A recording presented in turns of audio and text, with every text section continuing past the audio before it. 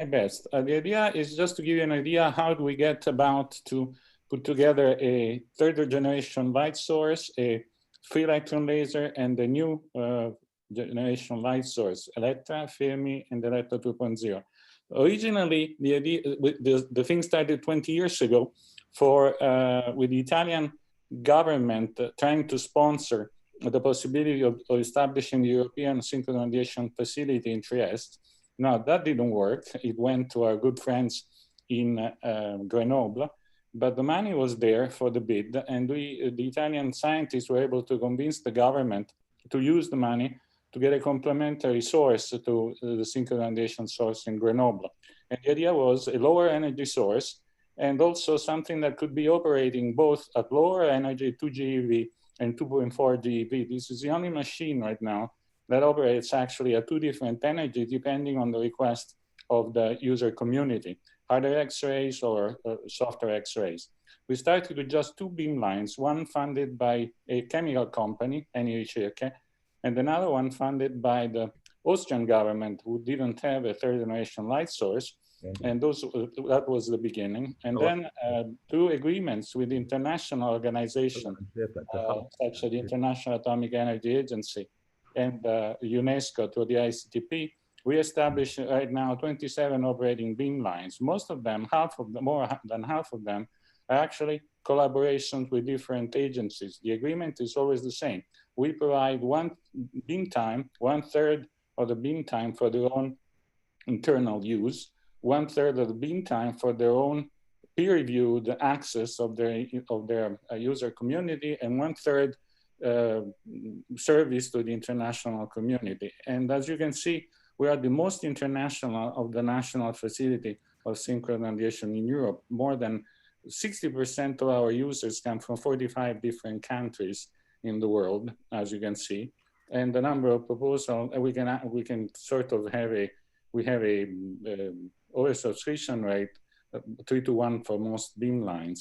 We have successes in different areas, but we still pursue a niche type of applications. For example, we have one of the few beamlines in the whole world that can operate on human patients. So it took us 9 months to build the beamline for doing phase constant radiology and radiography, and 2.5 years to get the permission to do that and operate on patients from the different 5 ministries. With this type of success, we were able to actually get the funds for building a free electron laser.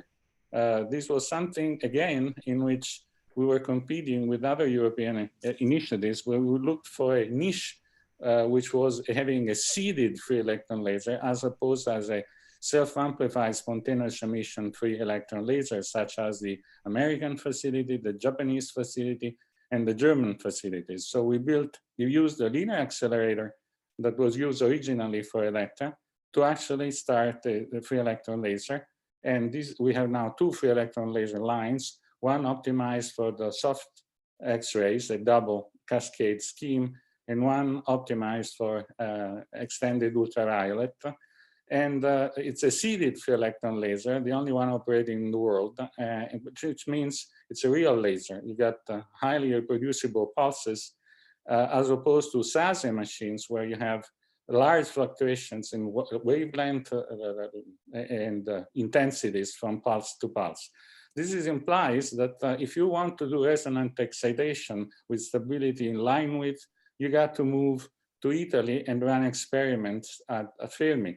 That's why you see German scientists who have 2 operating free electron lasers, they actually come to FERMI to run their experiments when they need high stability in line width and intensity. We also cater to a large number of companies. These are some of the companies that actually support us with grants and commercial agreements of different types. And this is what they do with our beamline. Most of it is structural characterization, chemical characterization, protein expression, coding. This is the percentage of different industrial use. With this type of success, showing that we can be a facility of some relevance to company, we were able to actually get the government to fund an upgrade which is going to be only the third upgrade, which has been funded in Europe, switching Ellettra from the old double band structure to a 6-band symmetric 6-band achromat lattice with an increase in about 2 orders of magnitude in performance.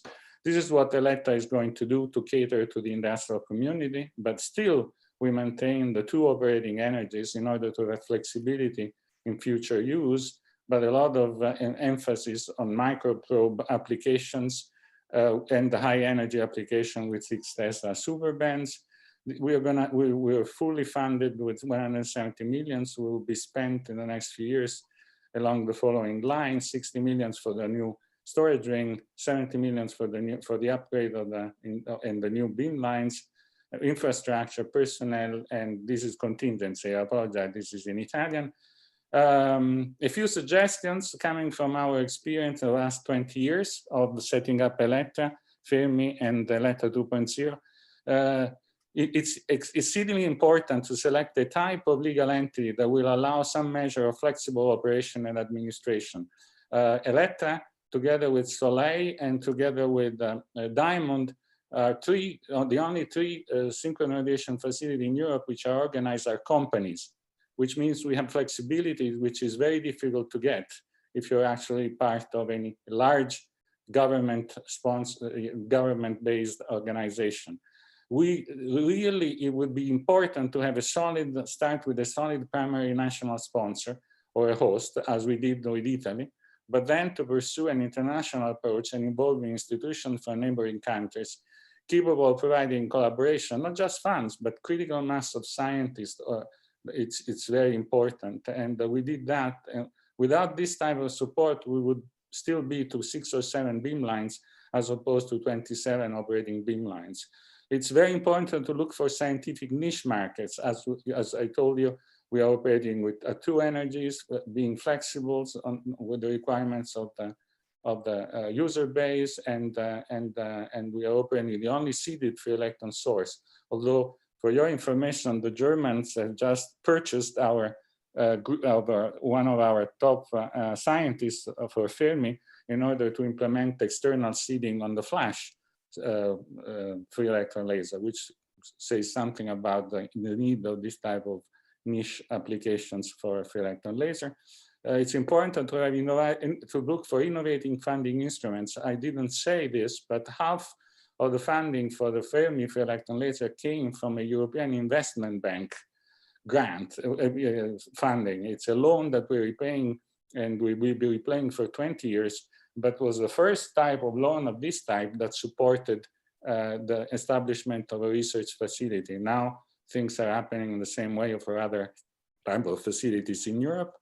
Involve company as early as possible, and keep in mind that international organizations such as UNESCO and the International Atomic Energy Agencies, which have been very, very important for us, and they also not only funded the establishment of beam lines, but funded the participation to our activities from developing country scientists, may be often bureaucratic. I hope that Ian won't get offended about this, but they are often a little bit bureaucratic, but they do contain true believers who can really help in establishing collaboration and facilities. And that's all I wanted to say. Thank you very much. I'll take one question from the audience. And if not, my questions, thank you very much, by the way, for those last few comments. So it sounds like you recommend some kind of almost like a corporation to insulate the organization a little bit from the thing. I think I do kind of agree with that. I have a question. Professor Franciosci, you mentioned the importance of having a critical mass. What would you estimate to be a critical mass of African users to justify the construction of a synchrotron light source?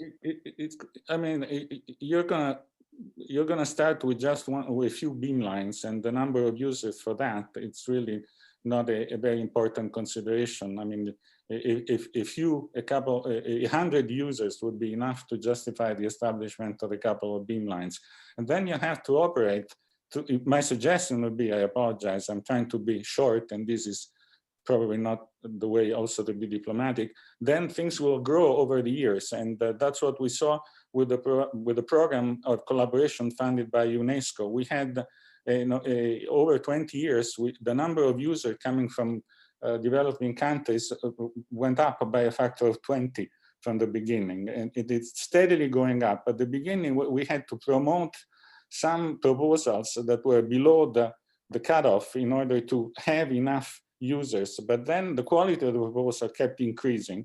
And by now, we don't need to promote any proposals. I mean, basically, the number of proposals that come from developing countries through UNESCO, it's enough to amply justify the number of users that actually run. So, I mean, you can start with just a few, perhaps 100 users, but then they'll grow. And this is the important aspect, especially if you get the support of international organizations. We saw this with UNESCO, but we're seeing this with the International Atomic Energy Agency that established its own beamline, its own program, and supports now users coming from International Atomic Energy countries.